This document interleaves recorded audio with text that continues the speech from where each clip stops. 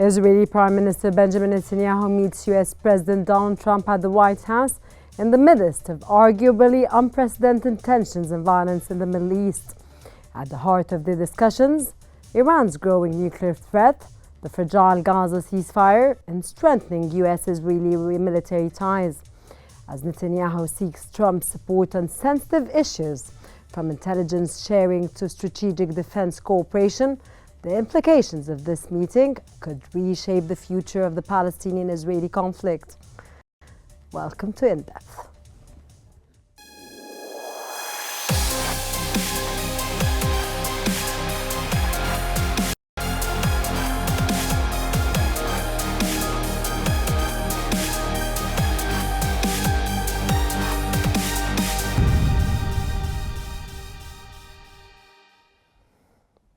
First meeting between Netanyahu and Trump since his return to office comes at a critical time, as the future of Gaza's ceasefire is expected to dominate much of the closed-door discussions between the two leaders, the Wall Street Journal reported.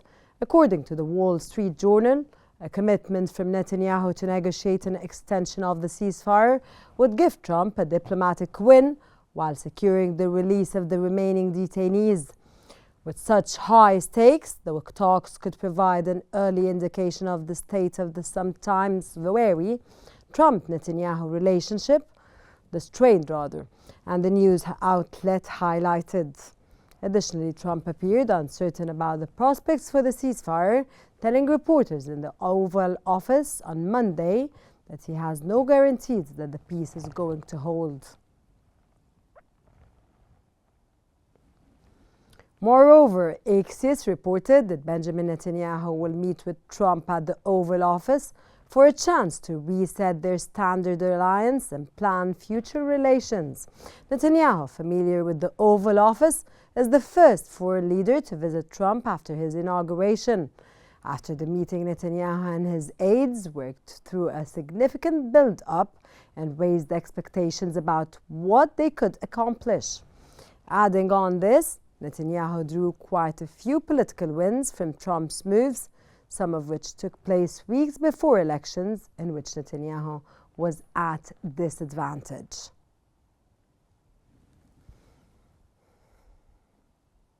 And as Israeli Prime Minister Benjamin Netanyahu meets with President Donald Trump, critical discussions on security and the Middle East stability unfold.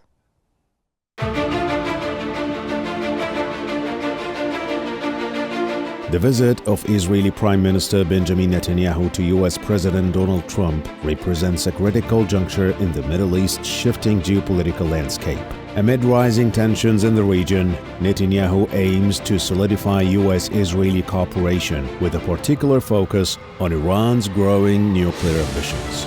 Netanyahu's visit is likely to emphasize the strategic importance of countering Tehran, while also seeking stronger military support and intelligence sharing from the U.S. However, Trump's primary geopolitical concern remains China's ascendancy, which could create friction in aligning their regional strategies, especially in terms of military and economic collaboration. The U.S.-Israel alliance is flourished under Trump's first role, especially with his high-profile decisions, such as relocating U.S. Embassy to Jerusalem and backing Israeli military actions in Gaza and Lebanon. Netanyahu is expecting to seek further diplomatic backing from Trump, particularly regarding the ongoing Palestinian-Israeli conflict, as ceasefire talks in Gaza remain fragile. Netanyahu may aim to leverage Trump's unorthodox diplomatic approach to solidify Israel's position, although Trump's handling of the Palestinian issue could either open new negotiation pathways or escalate tensions. Despite Netanyahu's office denying reports of pressuring Trump for military action against Iran, discussions on potential strikes will be pivotal. While Netanyahu is keen to secure regional strategy to curb Iran's influence, Trump's broader focus on global power dynamics and China's rise as the primary geopolitical adversary could complicate efforts. Ultimately, the meeting's outcomes will shape the future of Middle Eastern security and global power dynamics, with significant implications for both regional and international relations.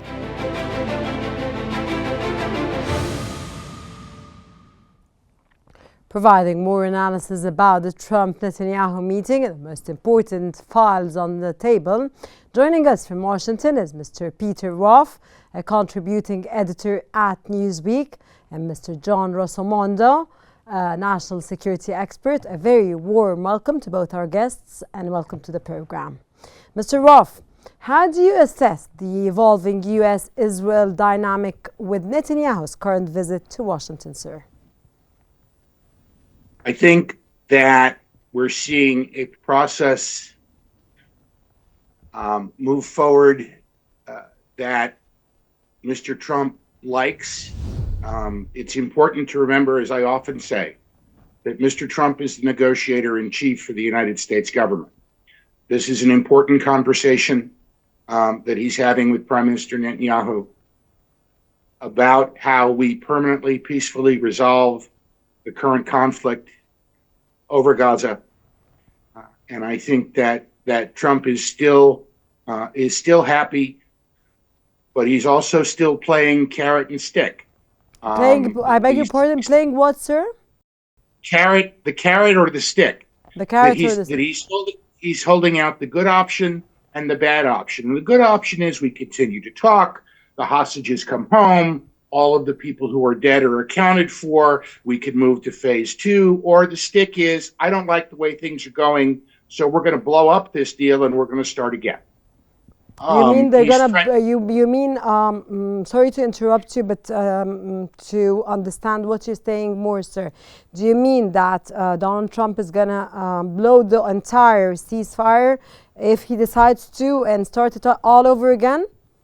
If he perceives that things are not going in the direction that he wants them to, he is holding out that possibility as a negotiating tactic, a negotiating strategy. This is remember, we're talking about things that are supposed to happen. How do you hold all the partners to this ceasefire deal, to the agreements that they've made? You hold them by following through on your own commitments, but you also hold them to it by threatening that the outcome for them to walk away, for them to not follow through with their commitments, for them to not do what they promised, will produce a bad outcome. And so, I think that's what Trump is trying to make clear. And I think that explains what some of your viewers may think is a sense of ambiguity coming from the White House, that he praises the deal on one hand, and on the other hand says, but it might not hold. So, sir, you're putting on the table both options. What Trump might do at the end of the day. This is what's your take, sir. Yes. Okay. That his unpredictability, his ambiguity is in fact something that he perceives as being in the best interests of the United States and in securing a peaceful outcome. Okay, Mr. Rosomondo, given the fragile Gaza ceasefire, do you believe Netanyahu's visit signals deeper U.S.-Israeli military cooperation in the region, sir? Well, I think that if you look at the signals coming out of Washington, the Trump administration sort of looks at Israel as, in a way, its proxy in the region. Everything from Secretary Hegseth talking about letting Israel rather do whatever it needs to do when it comes to Iran, to President Trump finally okaying the delivery of 2,000-pound bombs to Israel. I think that we're probably see a more robust and closer relationship between Israel and the United States than we saw under the prior administration, in which former President Joe Biden sought to undercut Israel at every turn. Sir, how could you see it stronger than it used to be, from your own perspective? Well, I don't believe that Donald Trump is going to get in the way of Israel doing what it needs to do for its own security. Exactly, sir. Sir, go on, please. I do not believe that Donald Trump will do what former President Biden did by placing conditions on military aid, and that the administration will do whatever it can to let Netanyahu have a free rein to do what he thinks is in his national interest to protect.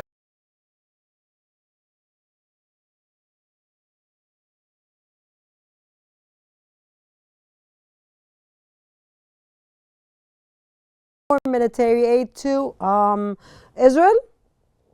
I believe that the Trump administration will facilitate whatever military aid that Israel needs to defend itself, to deter Iran, to deal with the looming Turkish threat or against Gaza.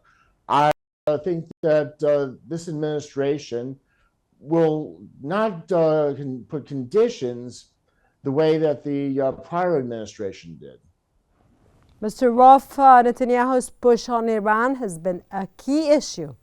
Do you think Trump will align with Israel's harder stance on Tehran, sir?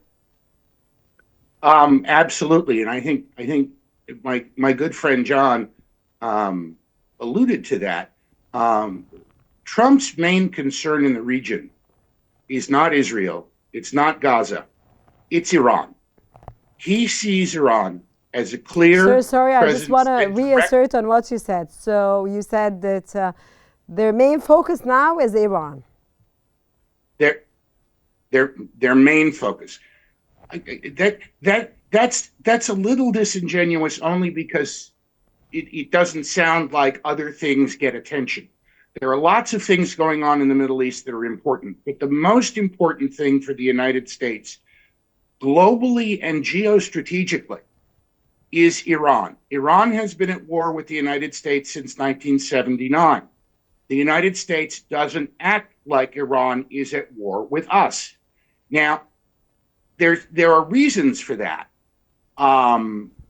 Sort of like the same reasons that you don't use a cannon to kill a cockroach. But Iran funds international terror that directly attacks U.S. strategic, national security, economic interests. He wants to put Iran in a box.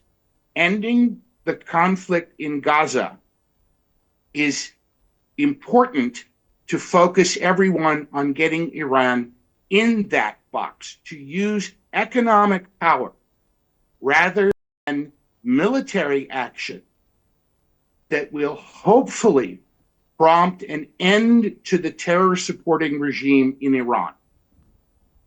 And that's what the Trump foreign policy team spends an awful lot of time thinking about and talking about. And so they want Gaza settled, not just because it's right to settle it, but because it's a distraction from the big challenge.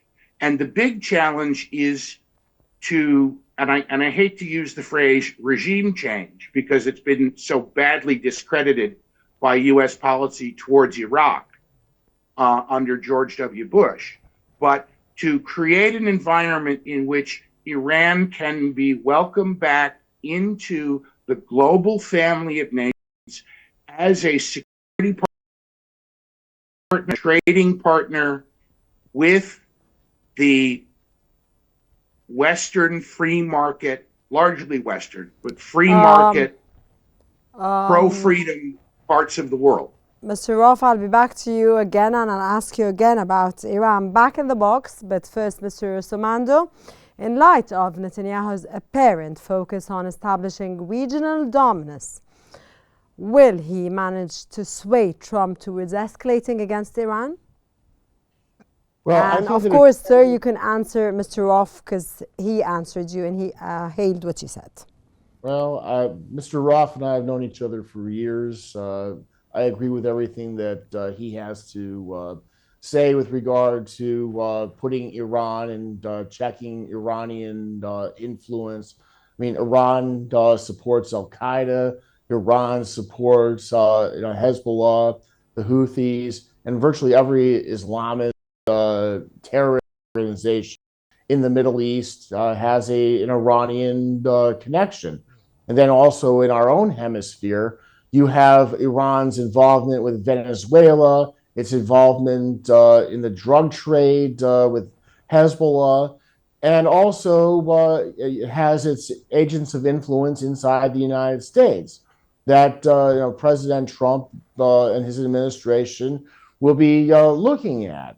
However, when it comes to Netanyahu, I think that it depends on whatever the Iranian regime decides that it's going to do. If it decides to ratchet things up again, like it did last year, I think that President Trump will tell Netanyahu that he can take the gloves off and go after Iran's nuclear program. Now that you have evidence that the Iranians are building nuclear capable missiles that can hit Europe and potentially even farther.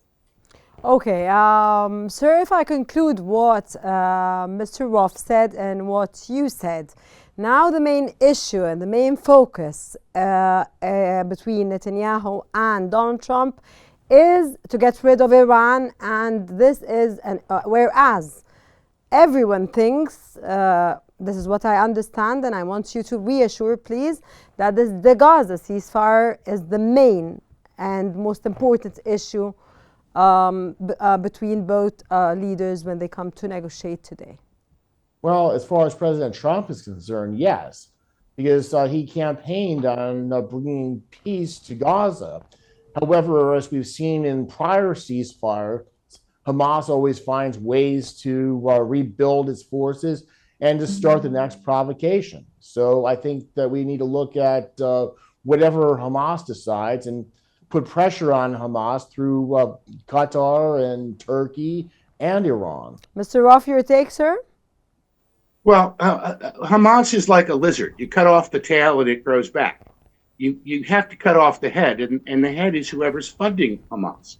And I think that there's broad agreement that most of that comes from Iran. And so you say the main focus, the reason for the meeting today between Trump and Netanyahu is to talk about Gaza. Yes, obviously Gaza is on the table. Gaza will be discussed. But sir, on top of the priorities is Iran. If they only talk about, that's like talking about water leaking in through a windowsill when there's a huge hole in the roof. Iran is the core problem, and you use the word, I think, dominance. I don't think it's anyone else speaking dominance. Sir, we've reached the conclusion here that Iran is the top of their problem and their negotiations. Mr. Roth, with Gaza's ceasefire talks at a very critical juncture, will Trump be able to maintain a lasting ceasefire agreement in Gaza, or will Trump wait for the second phase until all of the detainees are handed and then there's a war again? I think the preference of the American electorate, and probably Mr. Trump's preference too, is that every American hostage, certainly, if not all of the hostages, every American who was taken hostage, if not all the hostages, are either released or accounted for, and if they're dead, we get the bodies. I think that is I don't think that the president has drawn that line in the sand, but I think, having watched him for many years now, that if that doesn't happen, it very easily could trigger a change in his attitude towards the ceasefire. Mr. Simondo, your take on what Mr. Roth said? Well, I think that Iran is the center. You can't separate Iran from Hamas, because ultimately the Islamic Revolutionary Guard Corps is the master that controls the puppet in Gaza. So I think that we have to do more about ending Hamas's rule in Gaza, because it will bring about the next war. Okay, Mr. Russomando, the question, it's your question. Will Netanyahu be able to secure Trump's endorsement of his reported plans to maintain a long-term occupation of parts of southern Lebanon beyond the 18th of February deadline, sir? Well, I think that President Trump is somebody who's pragmatic. He'll listen to the argument and then make a decision. If Prime Minister Netanyahu can give Mr. Trump evidence that withdrawing from southern Lebanon would be a threat to Israeli security, such as the resumption of rocket attacks and other Hezbollah military activities, then I think that he will be open-minded to that. Okay, Mr. Roth, how do the differing priorities of Trump and Netanyahu on Iran and China impact their ability to craft a unified Middle East strategy, sir? Well, it's very clear that everybody gets a vote. Everybody gets a voice. Everybody gets to decide what they want to do. And, China, Iran, Russia, they have their own opinions. They have their own desires, certainly. The Russians are, I'm sure, quite interested in how the new government is coming together in Syria. I think the Israelis would very much like to be able to have the border of Israel and Lebanon be the outer perimeter of their security zone and not have to extend into southern Lebanon. So all of the Israeli men and women who are away from their families and loved ones can go home. Nobody likes war. Nobody likes indiscriminate killing. People use it as a tactic. I think what you see from Donald Trump is a guy who would rather use economic pressure rather than military pressure. And the Chinese, the Russians, they're vulnerable to that. The Chinese economy may look strong right now, but number one, we're looking at Chinese government data, and that's not reliable. There is no independent economic data available to verify what the government claims. But number two, China's facing a huge demographic crisis. There aren't enough Chinese able to support the rapidly aging Chinese population. And so Xi Jinping has got to look at how he acts to retain the Western investment that Trump and others are threatening to pull out of China. Do you think that Trump is playing the game with China based on what you're saying now? I think that Trump has a long-term strategy. He has a long-term economic strategy. That I find that exciting. I find that preferable to a long-term military strategy, although the long-term military strategy is important.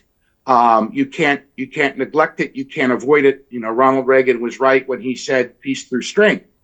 But the idea of using economics, that we have leverage with the Chinese have leverage with us. They buy our debt.